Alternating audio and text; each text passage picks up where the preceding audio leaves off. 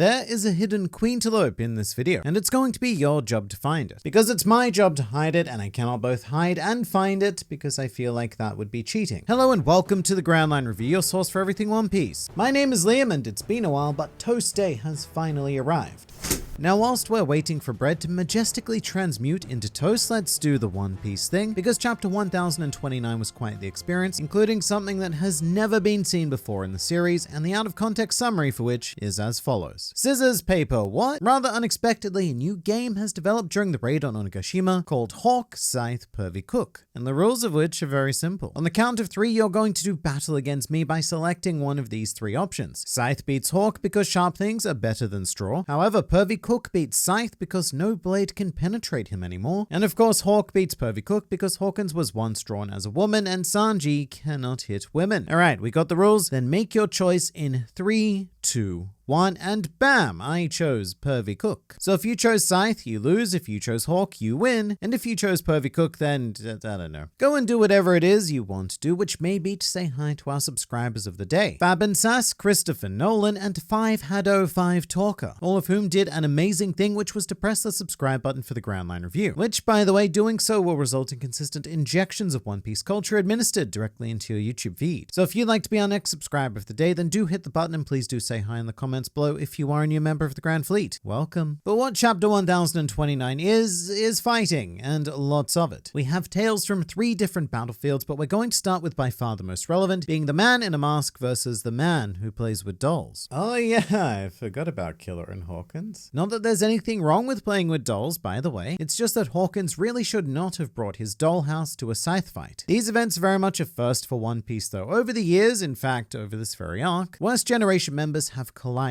but this is our first major defeat of a Worst Generation member in what we are going to define as a quote proper fight. By which I mean a fight during an arc climax when things actually matter. Because of course, very notably, the only other time that we've made a showcase of a Worst Generation fight with an actual outcome was Zoro versus Killer, which ended up being a bit of a draw. Meanwhile, I suppose Hawkins was somehow defeated by Law that one time off screen, but we're not going to count that because we didn't get to see the things. Although, you know, come to think of it, Hawkins has like a pretty incredible losing streak. I think we may actually have some company for Smoker and Jack in the eternal losers pile. Because thinking about it, Hawkins has lost, I think, every major fight he's been in. He got thrashed by Kizaru on Sabati, beaten off screen by Trafalgar Law, and now he has been thoroughly dispatched by Killer. And actually thinking about the inverse, Killer has an incredible winning streak. Killer is the Worst Generation member who has been in the most fights with other Worst Generation members. He fought Rouge on Sabati, which was interrupted by Drake. Then he took on Zoro, and now he has proved ultimately victorious against Basil Hawkins. Killer should be renamed as the Worst Generation Hunter. But Killer was an absolute treat to read about in this chapter because it really is the classic underdog story. A scruffy young lad from South Blue with a history of nothing but tragedy versus a well-kept, strategically minded, pompous brat from North Blue. Because we all know that North Blue is almost certainly the most upper class of all of the blues. Or at least that's how I see it, because for crap's sake, Hawkins has a cat named Faust who wears an Elizabethan ruff. How much more upper class could we ask for? Not much more. In any case, there is a strong theme of fate being explored in this chapter, and it looks like after everything, Hawkins was ultimately unable to break free of his own cards. He made all of his moves according to strictly governed probability, and he was ultimately a puppet of fate, very similar to the same straw man that he summons and controls. And at this point, I'm unsure if Hawkins has ever made a single decision of his own choosing in his entire life, because he has been invested in these tarot cards since childhood. And speaking of cards, we did end up getting the moment I've been waiting for since it was first revealed that Hawkins was on Wano. He's always fascinated me because he is the one character in the series who can consistently read the future, and this was always going to build to a moment where he suddenly comes to a realization that the raid is going to succeed and that he has chosen the wrong side. So it was incredibly satisfying to finally watch him draw that card, and in that singular panel realize the fault of handing yourself over to fate, because sometimes fate is, well, it's gonna F you pretty hard. And I think it was a really good move by Oda to explain the meaning behind the card, because otherwise it definitely would have been a bit lost on me. I have no idea what that means, but I am more than willing to look it up. Turns out I didn't need to, but I did look it up anyway, and the tower can be interpreted in several different ways, none of which are good for Hawkins, mind you. Lots of meanings of danger, crisis, sudden change, destruction, and liberation, which is surprisingly positive. I mean, that last one there sounds pretty nice for the people of Wano, but it is amazing to think of all of that going through Hawkins's head in a fraction of a second, second prior to his defeat. Although it does certainly dispel one idea that I've been gunning for since the beginning of Wano. I think this very much kills the possibility of a worst generation team-up. This is probably the only scenario in which Hawkins could have been defeated, because I've always thought that he would logically switch sides immediately after discovering that the odds were no longer in Kaido's favor. But Killer quite nicely robbed him of that opportunity, and I think that Oda went to some great lengths to portray Hawkins as a pretty clear villain during this chapter. I feel like Hawkins to this point has been understandably vague and quite morally grey, which does make a lot of sense for a man who doesn't really make his own decisions. He keeps a straight face and very much accepts his place in the world. However, this chapter made him out to be quite sadistic. That whole part where he's just banging his head over and over against the wall, not so much to hurt Kid physically, but more so to hurt Killer mentally. At this point, Hawkins was confident enough that he'd won this fight that he was just being a dick for the sake of being a dick. It's like he had a hint of Scratch Manapoo just injected into him and started acting unnecessarily antagonistically, which I suppose we do need because some satisfaction does need to be gained from his defeat, and it worked. Because as a result of said dickery, I was 100% on board with Team Killer by the end. Why are you being such a fuck? My favorite panel of the chapter is definitely the one of Killer slicing off Hawkins' arm whilst doing a bit of a flippy-do mid-air. Really well choreographed action, beautifully drawn page, and a really just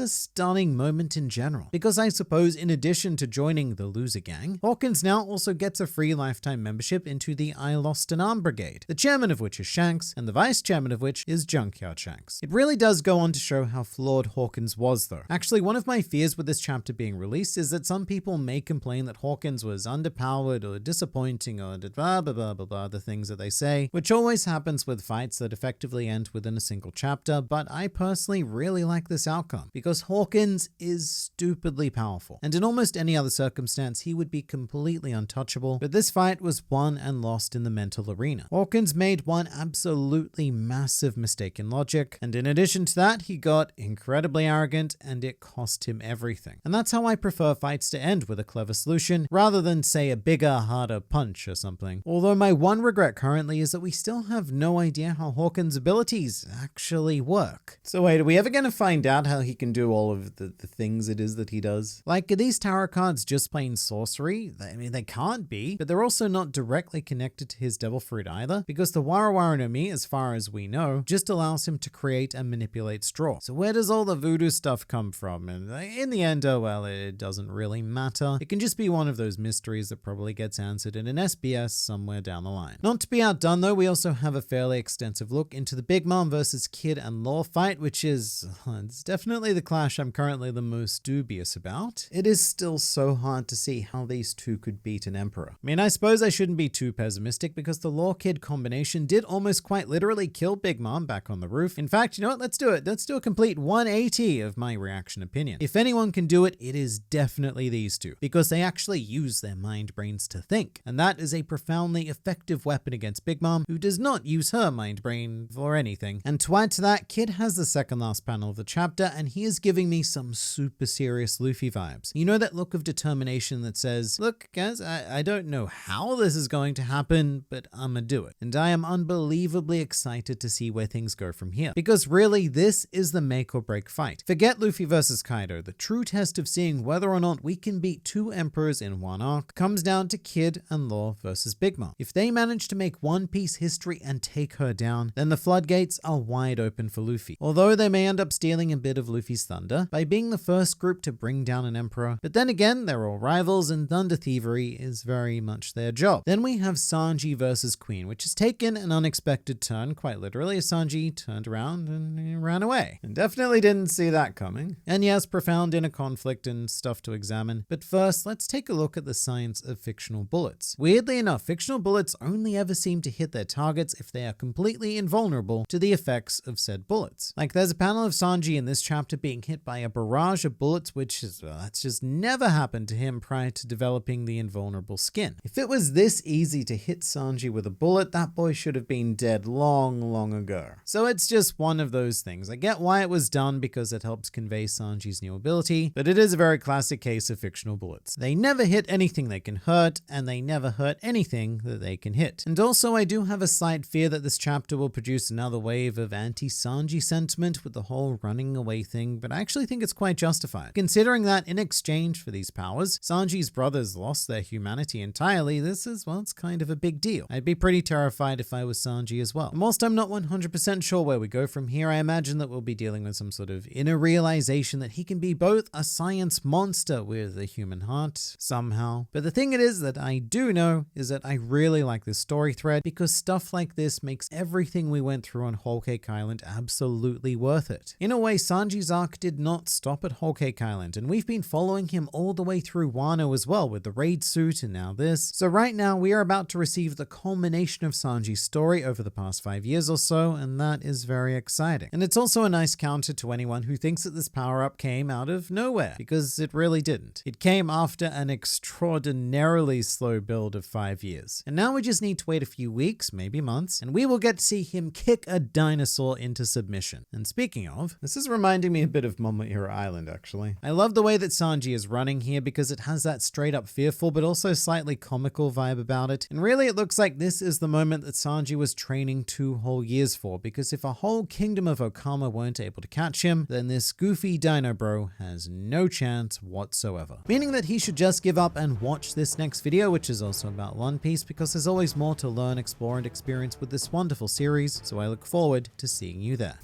I swear, this toaster is getting slower.